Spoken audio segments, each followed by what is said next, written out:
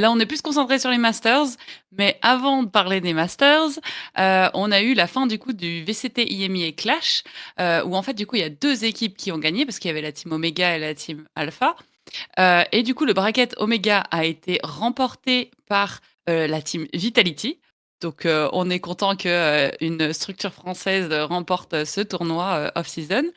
Et avec un peu de surprise, Enterprise eSport qui gagne le bracket Alpha. Alors Enterprise, c'est une équipe qui vient de VCL, donc la ligue en dessous, et en face, ils étaient quand même contre des équipes VCT, donc très grosse performance de cette équipe, et c'était impressionnant, comme victoire.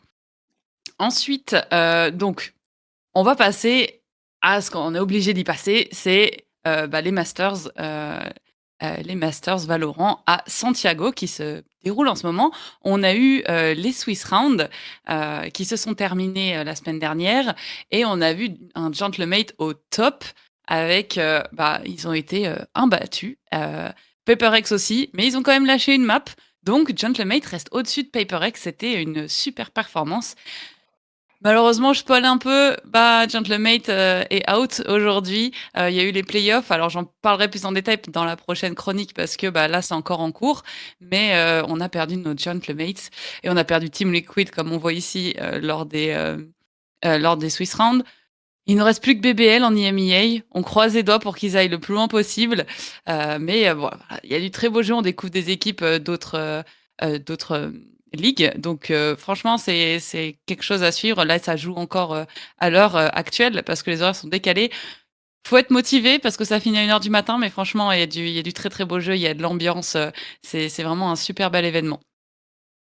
Et en vrai, ça c'est assez rapide ma chronique, je suis désolée, mais le dernier point, c'est la LAN, la Gamer Assembly, qui va se passer, au mois d'avril.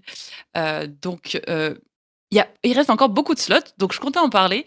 Il y a pas que Valorant, je sais que mes collègues ici doivent avoir aussi, l'info sur, cette LAN.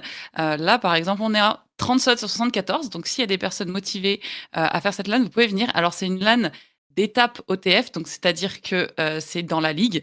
Donc tout le monde ne peut pas participer, mais ça reste une LAN et un événement, incroyable et très, très grand.